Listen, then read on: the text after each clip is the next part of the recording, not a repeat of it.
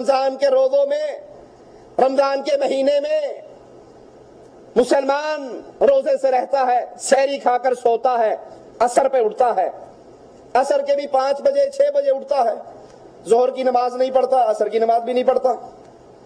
اسے پوچھو بھائی یہ کیا؟ کہا جی آپ کو نہیں پتا میں نے روزہ رکھا ہوا ہے۔ اب وہ روزے رکھ رہا ہے لیکن نمازوں سے فارغ ہے، نمازیں نہیں پڑھتا۔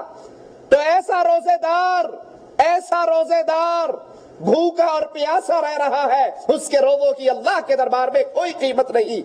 جو 2 بجے سحری کھا کے سو جائے، نہ فجر پڑھے، نہ ظہر پڑھے، نہ عصر پڑھے، اور کوئی پوچھے کیوں نہیں پڑھتا ہے، جی بس روزہ رکھا تھا نا تو بھوک لگتی ہے، پیاس لگتی ہے، جاگتے ہوئے سارا دن سو کر گزارتا تھا، ساری رات جاگ کر گزارتا تھا۔ جو نماز کا تارک ہے اس کے روزے اس کے لیے کوئی فائدہ مند نہیں، اور جو روزوں کا تارک ہے، جو روزوں کا انکاری ہے، اس کی نماز اور اس کا لا الہ الا اللہ اس کے لیے کوئی فائدہ مند نہیں۔ رمضان کے یہ روزے ہر مسلمان بالغ، عاقل، مقیم، مرد، عورت، ان پہ فرض ہے۔ ہاں اگر وہ سفر کی حالت میں ہے، چاہے افطار کر لے چاہے رکھ لے، اور رمضان کے بعد جتنے دن سفر میں رہا اس نے روزے نہیں رکھے، اس کی قضا ادا کرے۔ اور یہ روزے رکھنے کے لیے حالت ایمان، ثواب کی نیت یہ بڑی ضروری ہے۔ رسول اللہ صلی اللہ علیہ وسلم فرماتے ہیں، صحیح بخاری و مسلم کی روایت ہے، من صام رمضان ایمانا واحتسابا غفر له ما تقدم من ذنبی۔ یہ بڑی عظیم خوشخبری اہل ایمان کے لیے۔ یہ رمضان کا مہینہ جو ابھی قریب آنے والا ہے، ابھی سے اس کی تیاری کر لو۔ یہ رجب کا مہینہ ہے، اگلا شعبان ہے، پھر رمضان ہے، ابھی سے ذہن سازی کرو۔ جیسے تاجر کاروبار کے لیے حج کا سیزن ہو، کاروباری سیزن ہو، تاجر پہلے سے پلاننگ کرتے ہیں، اس سیزن میں نے کیا کمانا ہے۔ یہ رمضان کا مہینہ نیکیوں کا سیزن ہے، نیکیوں کی بہار ہے، توبہ کا سیزن ہے، معافی کا سیزن ہے، جنت میں آسانی سے داخل ہونے کا سیزن ہے۔ کیسے؟ رسول اللہ صلی اللہ علیہ وسلم فرماتے ہیں، من صام رمضان ایمانا واحتسابا غفر له ما تقدم من ذنبی۔ جو انسان رمضان میں روزے رکھ لے، 2 شرطیں بنیادی، ایمان، حالت ایمان میں، واحتسابا، نیکی کی امید رکھتے ہوئے، من صام رمضان ایمانا واحتسابا، جو حالت ایمان میں ثواب کی امید، اجر کی امید، نیکی کی امید سے روزہ رکھ لیتا ہے، غفر له ما تقدم من ذنبی، اللہ اس کی زندگی کے پچھلے ہر گناہ کو معاف کر دیتا ہے۔ یہ اللہ کی طرف سے اعلان، یہ اللہ کی رحمت کا معاملہ۔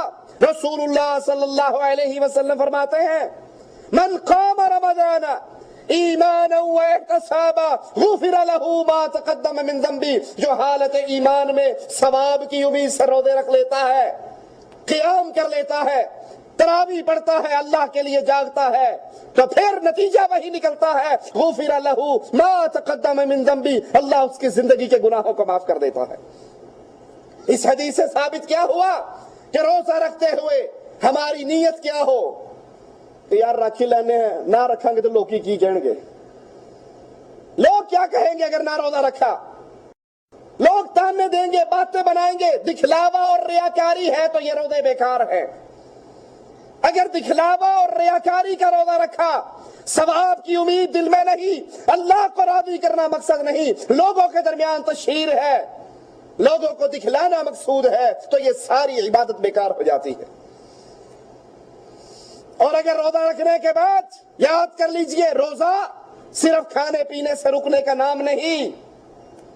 روزہ رکھا ہوا گالی پہ گالی دے رہا ہے، روزہ رکھا ہوا فلمیں دیکھ رہا ہے، روزہ رکھا ہوا گانے سن رہا ہے، روزہ رکھا ہوا غیبتیں کر رہا ہے، روزہ رکھا ہوا چغلیاں کر رہا ہے، روزہ رکھا ہوا جھوٹ بول رہا ہے، تو یہ روزہ اس کا بیکار ہے۔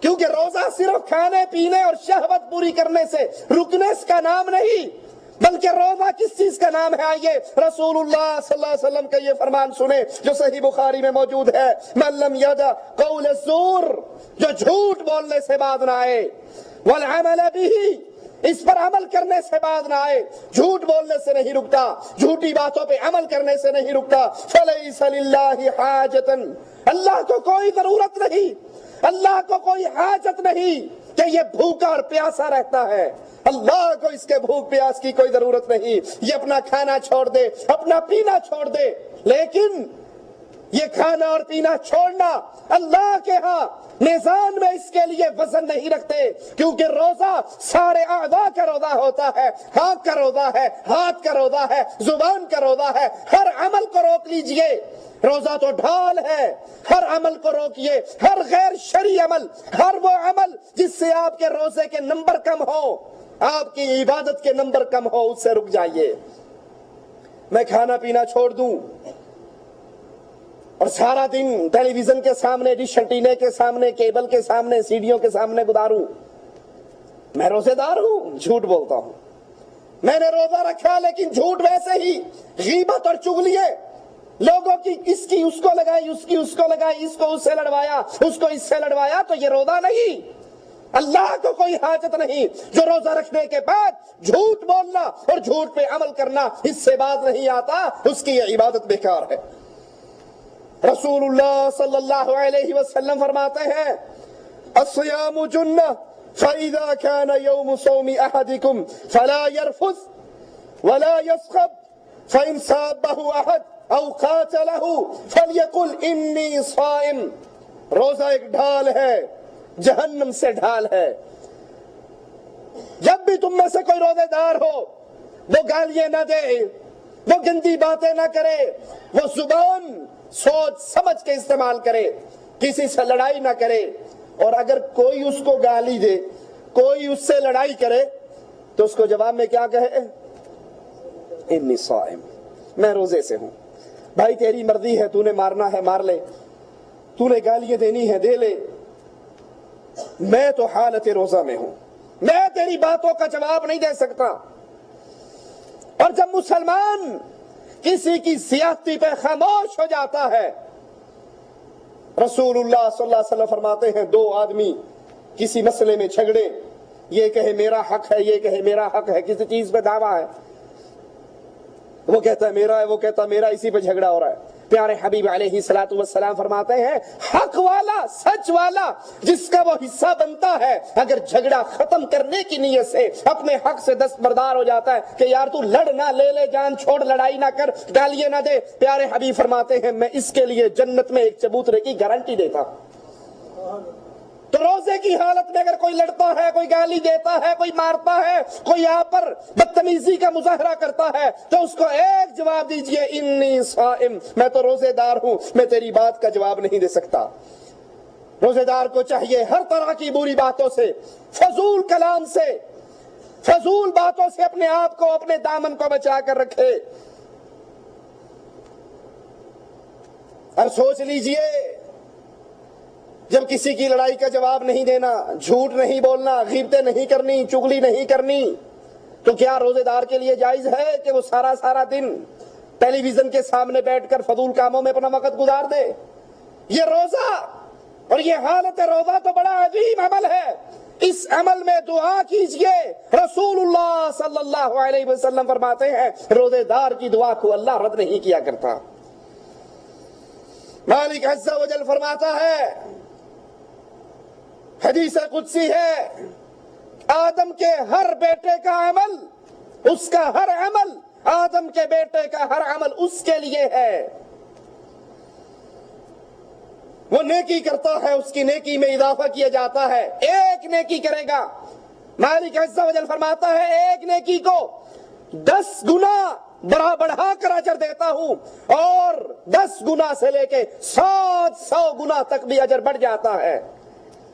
آدم کا بیٹا ایک نیکی کرے، 10 گنا اس کو ثواب ملتا ہے، 700 گنا تک بھی ثواب دیتا ہوں۔ لیکن سنو، الصوم لی وانا اجزی بہ، لیکن روزے کی یہ مثال نہیں ہے لوگوں، باقی نیکیوں کا یہ معاملہ ہے، ایک نیکی کرو گے 700 اجر پاؤ گے، لیکن مالک کہتا ہے روزہ خاص میرے لیے ہے، اس کی جزا اور ثواب بھی قیامت کے دن میں ہی عطا کروں گا۔ الصوم لی مالی کہتا ہے روزہ میرے لیے، اس کی جزا بھی میں نے دینی ہے۔ روزہ گناہوں کے خاتمے کا سبب بن جاتا ہے۔ رسول اللہ صلی اللہ علیہ وسلم